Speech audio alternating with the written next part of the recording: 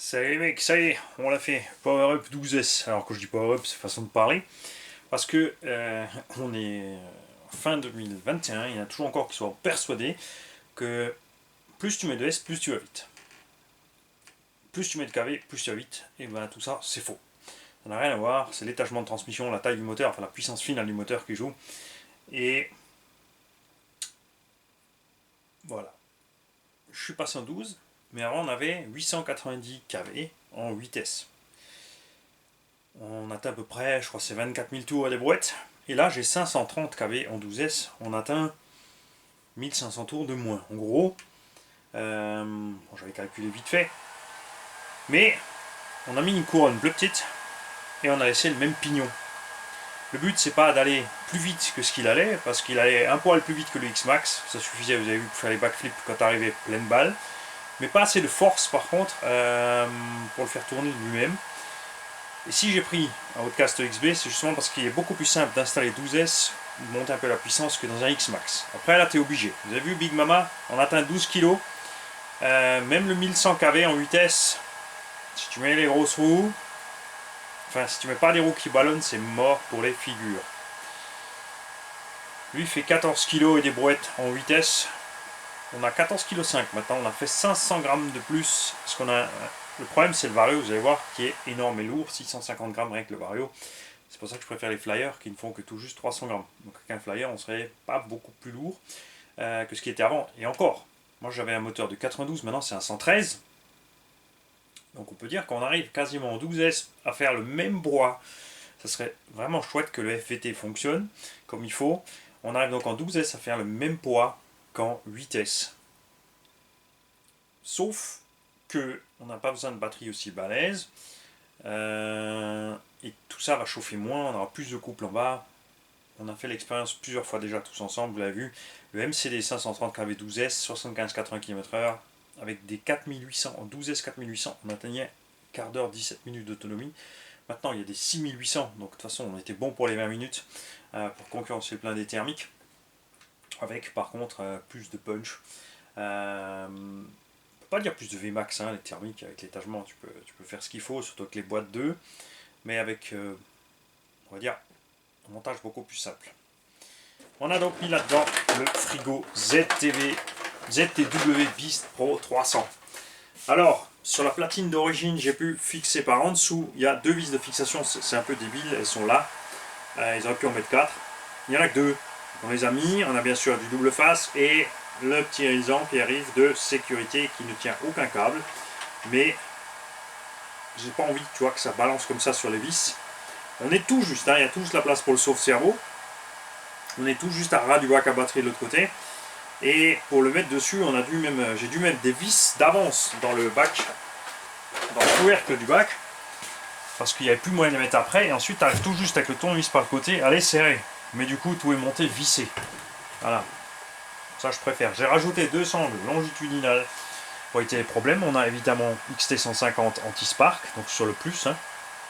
Pour le KRC, je t'avais dit une bêtise, donc je le répète, hein, c'est l'anti-spark qui est sur le plus. Enfin, ça dépend, si tu le soudes sur le moins, il sera sur le moins. Mais c'est la cosse avec le petit anneau noir en plastique qui est l'anti-spark. On a donc la petite couronne, un pignon de, je crois, 25 ou 27 par là-dessus. Le 5813 Léopard, eh ben, la direction, elle lui frottouille le carter derrière. Hein. On est méga juste. Pour l'instant, on fera l'essai avec deux 5600. Les 6008 sont en train de charger. Puisque moi, ce que je veux rouler là-dedans, c'est ce que je roule dans la Porsche. Je suis vraiment super content avec les. Ouais, ils sont en train de charger. Les Bashing 6800. Elles coûtent cher, c'est un fait. Mais je suis vraiment bien. En 6S, c'est dur de trouver des batteries qui nous contentent. Alors, l'avantage justement en 12S, c'est que j'ai pas besoin des 300 Hz de ce Vario. Loin de là. Mais bon, ils le font que comme ça. Sur les engins plus lourds comme le Dragon Hammer, c'est encore pire parce qu'ils veulent vraiment te faire rouler en vitesse. Ils sont persuadés qu'avec des 16 000, des 20 000, ça va être bien. Et vous l'avez vu, avec des 16 000, si tu allumes un quart d'heure, 20 minutes, tout est chaud bouilli. Alors qu'en 12, doigt dans le nez, main dans les poches. Hein? Tranquillou. Ce qu'il va me falloir pour cet engin, ce sont des ressorts plus durs. Là, c'est Jonathan Girard qui en a déjà essayé. Donc, Joe, si tu peux me mailer ce que tu as utilisé comme matos, sinon je te mail vite pour te demander. Parce que Joe m'a dit qu'il a utilisé d'autres ressorts plus durs. J'ai déjà des pistons ici, grâce à Clément. Hop, regarde. M2C Racing. Alors, il y a des pistons noirs pour l'arrière et blancs pour l'avant. Une petite différence au niveau du troutage. Ça va pas être méchant. Parce qu'on est, vous l'avez vu, il tape vraiment très vite au sol. C'est le problème de tous les engins châssis plat qui ont finalement pas une grande garde au sol. Il a des longs triangles énormes, mais même si la Hautecast a 4 amortos de la même taille, on n'a toujours pas de débattement de suspension et la capacité à encaisser du X-Max. Et surtout, on a 4,5 kg de plus, enfin toujours encore 2,5 kg de plus que Big Mama. Et on a aussi ici, sur Arma, le même souci que chez Traxxas. Les pneus du X-Max, c'est pas le top. Ils sont bons, mais au-delà de 70 km/h, ils se dégradent très vite. Tu fais ballonner, ils se dégradent très vite. Et la mousse est vraiment fragile, n'aime pas du tout le sable et la flotte, etc. Les backflips sont un peu mieux, mais finalement pas tant que ça. Alors, on a aussi déjà des sacrées entailles dans les pneus là.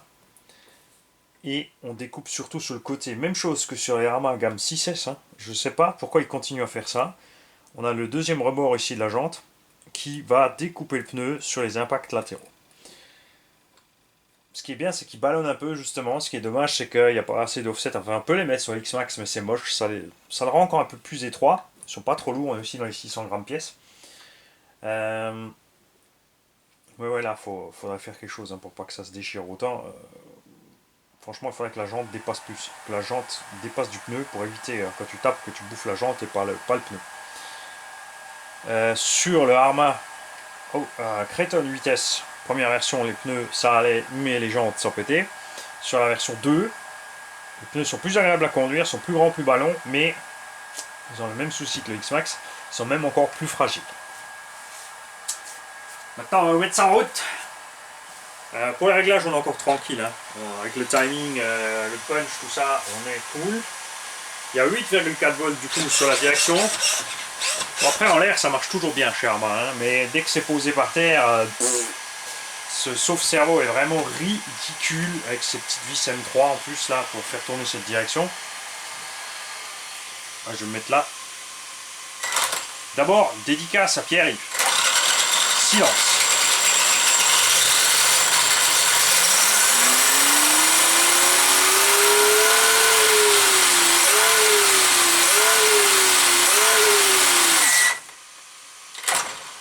Tu vois, ça passe.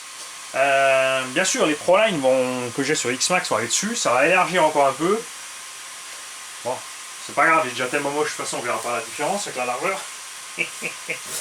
Et par contre, ça ballonnera pas. Et ce fait que ces pneus ballonnent pas, qu'ils aient pas d'air, vous avez vu même sur Big Mama avec des vitesses de 85 à l'heure à peu près là. Je vous ai préparé une vidéo où je décline de la gâchette. Enfin, j'y vais méchamment, j'y vais pas forcément fort et haut et loin, mais voilà, aucune pitié avec la machine, carton sur carton sur carton. Déjà pour vous prouver que le X-Max est solide, une fois plus, si vous avez un doute, que le support moteur chinois ne bouge pas, que le moteur s'arrache pas avec les deux vis M4, parce qu'il y en a qui se sont persuadés que les deux vis M4 dans le moteur 1100 kV, dans le X-Max, le support suffit pas, donc ils mettent le support à l'envers, parce que non, il y a deux rainures pour rentrer les têtes de vis. Ils vont mettre des vis plus grosses avec des rondelles et je sais pas quoi. C'est pas la peine les mecs, ça tient très bien, vous allez voir de toute façon. On a ici envoyé toi dedans. J'allais faire un gros crash, le bon réflexe, je freinais. Kellogg's Cornflakes dans le pot de fleurs. Résultat, on est sauf avec le X-Max, il a rien du tout, on a arraché une suspette, c'est tout. Donc là j'ai réparé. Sur le X-Max on pète les noix, là on tord les cardans. J'ai les 4 cardans qui sont complètement bananés. Je vais pas les redresser parce que ça sert à rien, ça va recommencer. Tu vois, tu as toujours un choix ou l'autre. Traxxas ont choisi des noix qui font fusibles. Ça coûte maintenant, elles sont à 13-14 € la noix. Ça fait un peu mal quand même à force, mais c'est vite changé à l'extérieur. Arma, ils ont choisi l'axe de cardan qui coûte plus cher. Leur dispo des pièces légendaires, on la connaît. Et voilà. Donc il en revient toujours au même. Dans cette échelle, MCD, RR5. Voilà. Petit colle ses pneus dessus. Bon, c'est dommage. Le châssis est méga long. Là-bas, on a 600 et des boîtes d'anthrax. Ce serait bien d'avoir un châssis court chez MCD aussi. Qui nous refasse un MT. MCD faisait un Monster sur la base du RR5. Donc on aimerait bien le voir revenir, cet engin. Avec un anthrax de, ouais, dans cette taille-là, tu vois. Un peu plus court, le monstre. Qu'on puisse profiter de la puissance, puisqu'il y a large la place pour les batteries, le moteur, le vario, etc. Là, c'est pareil. Ils ont prévu ça pour leur vario vitesse, et le reste, t'es obligé plus ou moins d'adapter. En 1/5, en général, tu as la place pour tout mettre. Si tu prends une MCD ou même une FG 1.5, il y a de la place quand même pour mettre pas mal de choses n'importe comment. Donc voilà.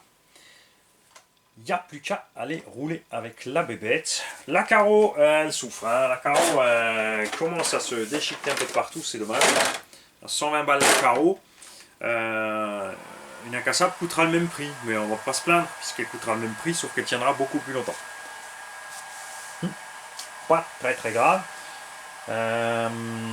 Sharma, je ne sais pas si on parle de sticker à part, pour ceux qui aimeraient une carreau incassable ou renforcée noir, avec remettre les stickers origine, parce que du coup ça sera pas trop, tu vois, dépaysé par rapport au XB. Moi j'ai vraiment envie d'acheter la carreau rouge, franchement je vous le dis, elle est vraiment chouette. Et maintenant, regarde, je vais te le mettre au sol.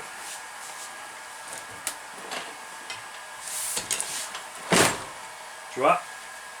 Alors, on a monté le tarage pour que l'engin ne soit pas trop écrasé, mais comme je le dis toujours, le tarage ne change rien à la dureté. Donc, quand le choc est trop important, tu vois, on s'écroule. Déjà, rien qu'en le posant comme ça, il tape quasiment par terre.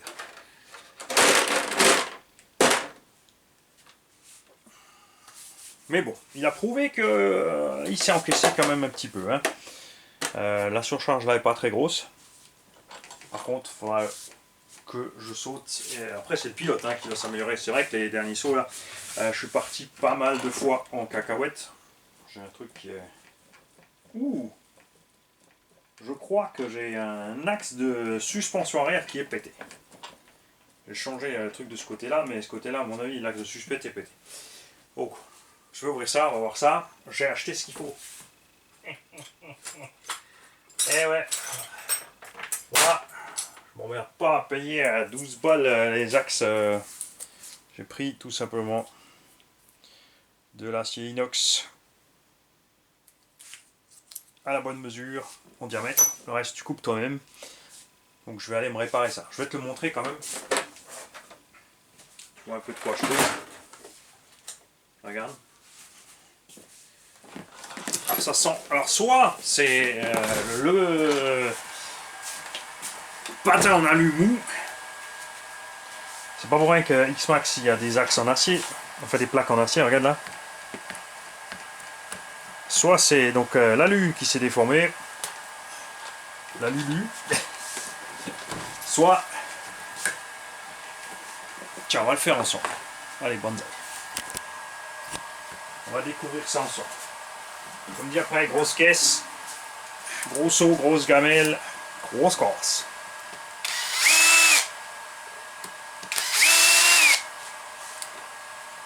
Ok. Là, c'est la taille au-dessus, je crois. Non, plus. Bah dis donc, c'était pas serré bien fort. Celle-là, elle tenait.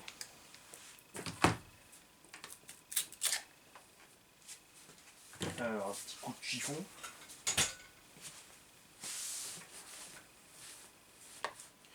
Ah wesh, un petit coup de chonfille. Hein?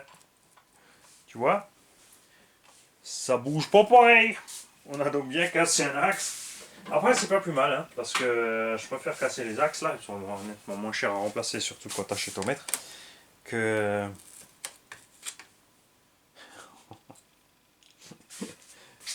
d'aller systématiquement devoir changer un triangle. Donc là, on va devoir l'enlever. Pris la bonne? Non. On va enlever la cale de train avec, sinon on n'arrivera pas à atteindre l'axe.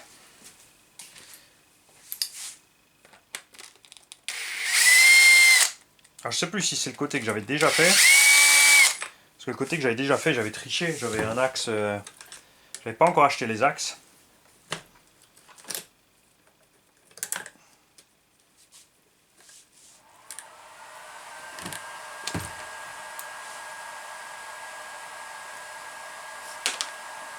Ouais.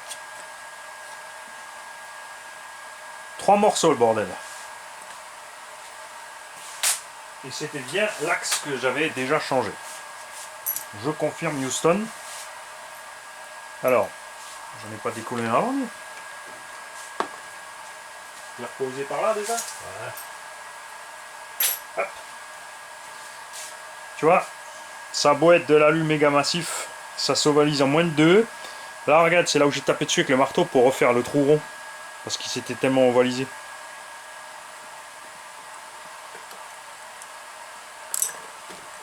Là aussi, hein, c'est peut-être pas forcément plus mal d'avoir un alu pas trop balèze. C'est vrai que je devrais envoyer tout ça à un RC Usinage 34, par exemple, une machine après l'autre, qui puisse faire un paquet de pièces, qui puisse mettre au catalogue pour lui, par exemple. Mais ce qu'il y a, c'est qu'on roule avec les machines. C'est vrai que ce serait pas la mort si elle était à l'arrêt un petit moment, mais là, le XB, j'ai pas encore pu vous le montrer plein de fois en roulant. Hein?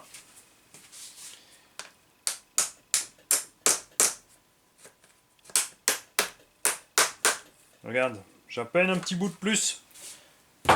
C'est les morceaux que j'ai achetés comme ça. Ne me demandez pas la référence, je ne l'ai pas.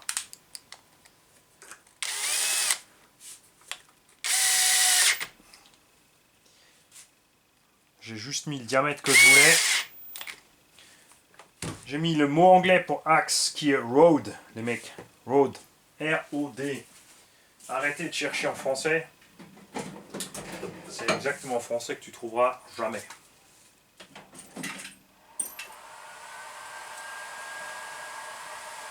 Et là, on va couper la caméra parce que le reste est censuré.